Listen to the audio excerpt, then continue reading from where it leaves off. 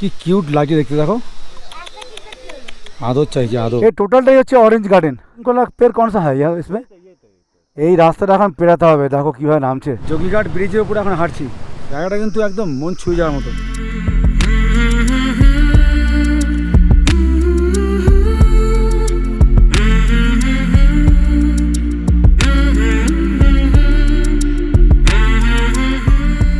কালকে মারাত্মক অফরুট করে এসে পৌঁছেছিলাম এই সিটং, আর সিটং এসে আমরা উঠেছিলাম তোরা হোমস্টেতে। তো সকালবেলা ঘুম ভাঙার সঙ্গে সঙ্গেই জানলাটা খুলতেই হোমস্টের এই রুম থেকে অসাধারণ একটা ভিউ পেলাম, জাস্ট ফাটাফাটি। সবার আগে চোখে পড়লো এই ধরনের একটা দারুণ ভিউ। দূরের কাঞ্চনজঙ্ঘাটা দেখা যাচ্ছে, তুষার আবৃত কাঞ্চনজঙ্ঘার চূড়াগুলো দেখা যাচ্ছে।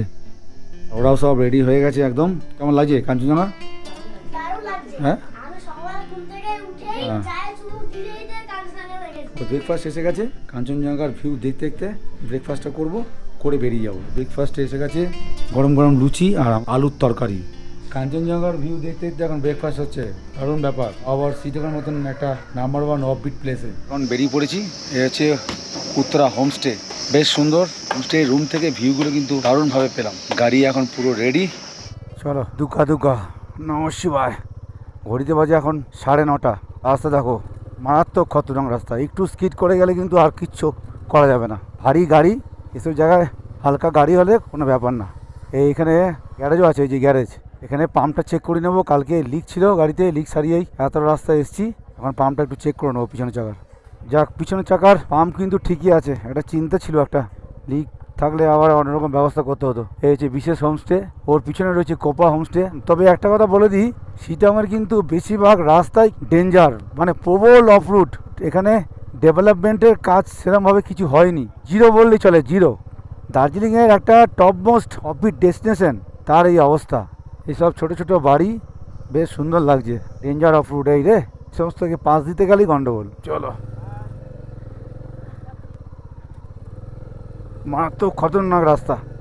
আমরা ওই রাস্তা ধরে আসলাম, এসে এইদিকে রাস্তা চলে গেছে অহলদার রাস্তা, আর আমরা এইদিকে নিচ্ছি, অর্থাৎ ডান দিকে রাস্তা নিলাম। এটা হচ্ছে যোগীঘাট আর মংপু যাওয়ার রাস্তা। এই রাস্তাটা আবার ভালো পাবো সবাই বলছে। এরকম রাস্তা পেলে তো কোনো চিন্তা নেই, অ্যাডভেঞ্চার জমে যাবে আজকে। ও লাভলি, এই ঘরটা কি সুন্দর লাগছে দেখো। এটা রেসিডেন্সিয়াল বিল্ডিং, এখান থেকে ভিউটা দেখো। ও হো হো হো, কাঞ্চনজঙ্ঘা ঢেকে গেছে পুরো মেঘে।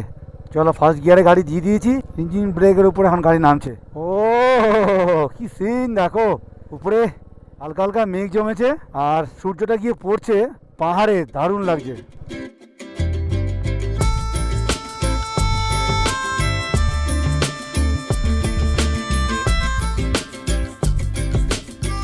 রাস্তা কিন্তু ব্যাপক ছোট রাস্তা, প্রত্যেকটা টানে কিন্তু হর্ন দিতে দিতে নামতে হবে।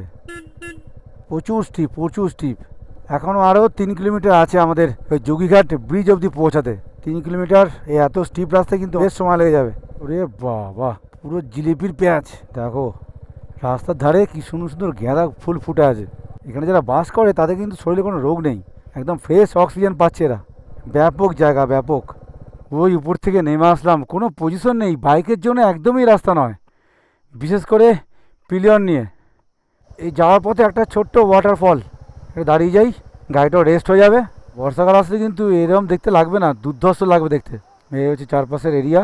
রাস্তায় কিন্তু অ্যাডভেঞ্চারের ভরা, থাকলে কি হবে, রাস্তা কিন্তু ডেঞ্জার, যার জন্য একটু অসুবিধা হচ্ছে আর কি। একটু জল টল খাওয়া হোক এখানে। এই জায়গাটার নাম হচ্ছে তুরুক। জল খাওয়া হয়ে গেল, এবার রওনা দিই। এই চলে এসেছি যোগীঘাট, ওই সামনে হচ্ছে যোগীঘাট ব্রিজ, ওখানে গাড়িটা দাঁড় করাবো গিয়ে। বেশ সুন্দর জায়গা, অনেকটা নিচের দিকে রাস্তাটা, এদিকে অনেক হোমস্টে হোটেল রয়েছে, বেশ সুন্দর জায়গাটা কিন্তু। এই হচ্ছে যোগীঘাট ব্রিজ।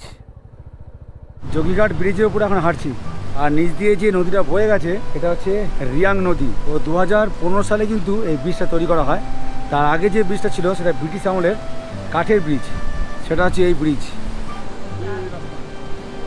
বাবা রামদেব 2015 সালে এই ব্রিজটি উদ্বোধন করেন। তো যেটুকু জানতে পারলাম, এই ব্রিজটা তৈরি করতে লেগেছিল 7 কোটি টাকা, 7 crores লেগেছিল এই ব্রিজটা তৈরি করতে। কেমন লাগছে ব্রিজটা বল?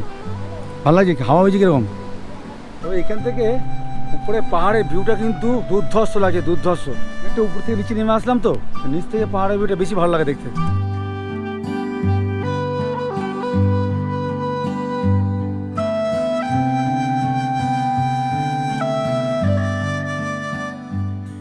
প্রচুর গাড়ি এসছে, প্রচুর গাড়ি। সব টুরিস্ট নিচে চলে গেছে ওই নদীর জলে এনজয় করতে। দারুণ লাগছে, এত সুন্দর একটা হাওয়া বইছে, মিষ্টি হাওয়া। এটা আবার কি ফুল গো, জবা ফুল নাকি? লঙ্কা জবা, লঙ্কা জবা। এবার এই যোগীঘাটের পর থেকে রাস্তাটা মোটামুটি দেখছি ঠিকই আছে। এরকম রাস্তা থাকলে আর কোনো চিন্তা নেই। বাঁদিকে সব বিশাল শাল গাছের জঙ্গল। এই যোগীঘাট থেকে মংপুর দূরত্ব হচ্ছে 4 কিলোমিটার, কিন্তু রাস্তা হচ্ছে মারাত্মক স্টিপ। ওরে বাপ রে বাপ, তোরা একটু সামনের দিকে এগিয়ে আস, সামনের দিকে। যখন উঠবো না পিছন দিকে ঝুঁকে যাবি না, যখন উঠবো তখন একটু সামনের দিকে চলে আসবি। পিছন দিকে চলে গেলে ওইটা পিছন দিকে পড়ে যাবে। এইসব রাস্তা ওদিক থেকে কোনো গাড়ি আসলে কিন্তু পাশ দেওয়া মুশকিল হয়ে যাবে। কার্ভটা এতটাই ছোট, ন্যারো রাস্তা তো। এই রাস্তায় যাওয়ার পথে দুপাশে যে বাড়িগুলো দেখছি এগুলো কিন্তু বেশ সুন্দর লাগছে। ফার্স্ট গিয়ারে দিয়েই উঠে যাচ্ছি উপরে। ওরে বাপ, দেখো বাইকের ইঞ্জিনের উপরে চাপ পড়ছে কিন্তু বিরাট, গাঁ গাঁ করছে ইঞ্জিন একবারে। এখানে সেকেন্ড গিয়ার চলবেই না। 1 কিলোমিটার আছে। এই রাস্তায় নামার সময় কিন্তু সমস্যা হবে। ভাই উঠেই যাচ্ছি তো, খালি উপরের দিকে উঠেই যাচ্ছি। এসব মংপুর ছোট একটা মার্কেট, এখান থেকে আর 500 মিটার হবে হয়তো রবীন্দ্র মিউজিয়ামটা। অ্যাকচুয়ালি মংপুতে সবাই আসে এই রবীন্দ্র ভবনটা দেখার জন্যই। এখানে রবীন্দ্রনাথ ঠাকুরের অনেক স্মৃতি জড়িয়ে রয়েছে এই মংপুর রবীন্দ্র ভবন জুড়ে। এই হচ্ছে রবীন্দ্র ভবন মংপু। তার ধারে কিন্তু মনোরম পরিবেশ। ওরা আবার নিচের দিকে চলে গেছে। ওই সামনে সাদা বিল্ডিংটা হচ্ছে রবীন্দ্র মিউজিয়াম। তো ভিতরে ঢুকলে কি হবে, রবীন্দ্র মিউজিয়ামের ভিতরে কিন্তু ভিডিওগ্রাফি বা ফটোগ্রাফি অ্যালাউ নেই। এখানে একটা ছোট্ট টি স্টল রয়েছে, মোমো, চা, চিকেন পাকোড়া, ভেজ পাকোড়া সবই আছে এখানে। বেশ সুন্দর একটা জায়গা। তো মনমোহন সেন আর বউ মৈত্রী দেবীর আমন্ত্রণে রবীন্দ্রনাথ ঠাকুর এখানে 4 বার আসেন। জায়গাটা কিন্তু একদম মন ছুঁয়ে যাওয়ার মতো।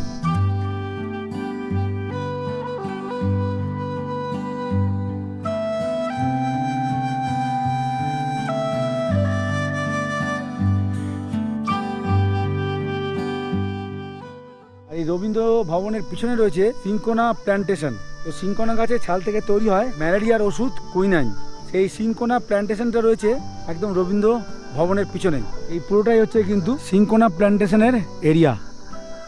ছেলে আবার হেঁটে এখন যাচ্ছে ওদিকে। ওই রবীন্দ্র ভবনের পাশে কিন্তু একটা দারুণ গেস্ট হাউস আছে, কিন্তু এটা অনলাইন বুক করে আসতে হয়। এই হচ্ছে গেস্ট হাউস। জীবনে প্রথম দেখলাম এরকম গেস্ট হাউস, দারুণ। একটু অন্য অ্যাঙ্গেলে ভিডিওটা নিই।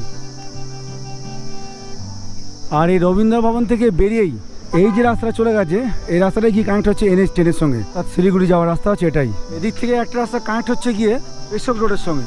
আর ওই পেশব রোড থেকে চলে যাওয়া যায় দার্জিলিং দিকে, তিনচুলে, তাকদা, লামাহাটার মতন অফবিট ডেস্টিনেশনে। এই হচ্ছে গভর্নমেন্ট কুইনাইন ফ্যাক্টরি। এখানে যে সিকিউরিটি গার্ড ছিল তাকে জিজ্ঞাসা করলাম, দাদা সিনকোনা গাছগুলো কোথায়? উনি নিয়ে যাচ্ছে, গাছগুলো দেখাবে। এই বড় গাছগুলো নিচে রয়েছে বলছে। সিনকোনা পের কনসা হয় যাবে? ও এই ছোটবেলা, এই উপরে যে ছোট ছোট গাছগুলো দেখা যাচ্ছে এগুলি হচ্ছে সিনকোনা গাছ। এই যে সিনকোনা পাতা, চলো চোখের দেখা দেখে নিলাম একবার। সিনকোনা গাছ, এই যে লম্বা মতন ঝুলে বেঁকে গেছে, এটা হচ্ছে সিনকোনা গাছ। বেশ ভালো জায়গাটা, দারুণ জায়গা, দারুণ। এতটা রাস্তা অফ রুট করে আসলাম, বাট এখানে আসার পর কিন্তু মনটা শান্তি হয়ে গেল। সো বিউটিফুল প্লেস, দারুণ লাগলো, দারুণ দারুণ।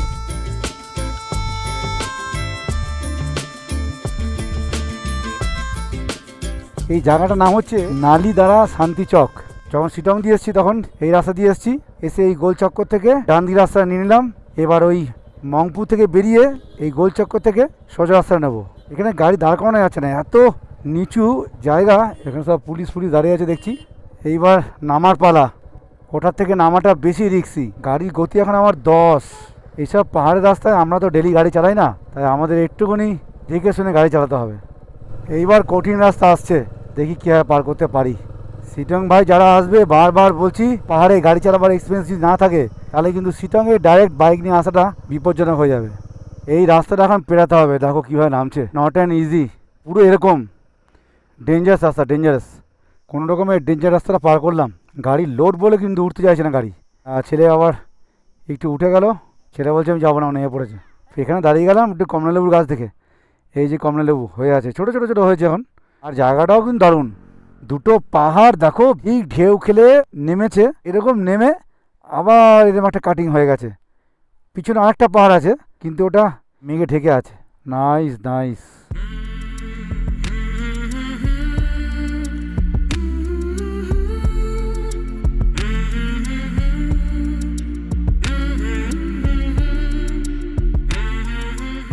গাড়ি ওখানে রেখে দিয়ে চলে এসেছি। আমরা ন্যাচারাল অরেঞ্জ গার্ডেনে যাচ্ছি, মানে এখানে 2-4টা বাড়ি আছে, বাড়ির ভিতরে এরা অরেঞ্জ গার্ডেন করেছে। চলো গিয়ে দেখা যাক। এই ছোটো ছোটো বাড়ি, কি সুন্দর লাগছে বাড়িগুলো ছোটো ছোটো। এই ন্যাচারাল জিনিসগুলো তো দেখার। এই যে অরেঞ্জ গার্ডেন, অরেঞ্জ কুড়ি পেয়েছে, ভগবান পেয়ে গেছে মনে হচ্ছে। এই হচ্ছে অরেঞ্জ, এই টোটালটাই হচ্ছে অরেঞ্জ গার্ডেন। চলো অরেঞ্জ গার্ডেন দেখা হয়ে গেল। এখন গিয়ে দুপুরে লাঞ্চটা করব, করে তারপরে যদি সময় থাকে তাহলে মহলদার দিকে যাব। দেখা যাক কীরকম টাইমে পৌঁছাই হোমস্টেতে, তারপরে ডিসিশন নেব। এখন শুধু এই রাস্তার সৌন্দর্যটা উপভোগ করব।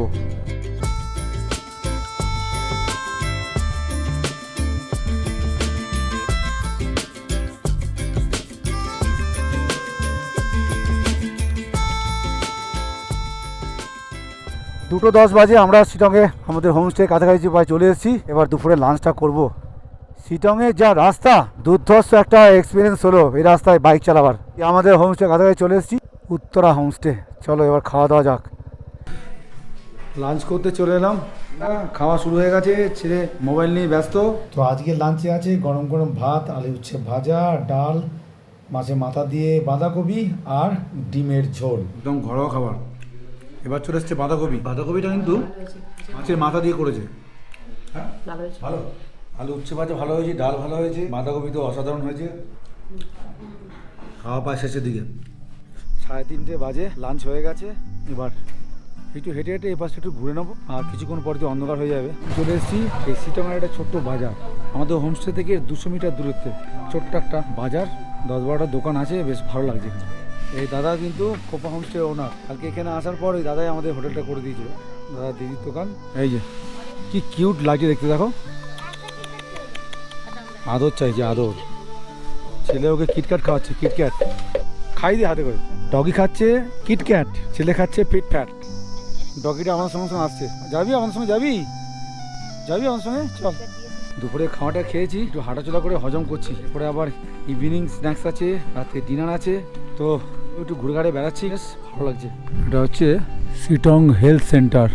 এরপর আর কিছু নেই, এরপরে একদম ফাঁকা এরিয়া। তো আজকে শিটংটা বেশ সুন্দরভাবে ঘুরে নিলাম। আজকে শিটং থেকে আমরা বেরিয়ে যাচ্ছি শিলিগুড়ির উদ্দেশ্যে। তো আজকের এই শিটংয়ের ব্লগটা এখানেই শেষ করছি। এই শিটংয়ের ছোট ছোট গ্রামের রাস্তা যেতে যেতে। তো ভিডিওটা যদি ভালো লাগে তাহলে একটা লাইক কমেন্ট করে জানিও। তো টাটা ফ্রম শিটং।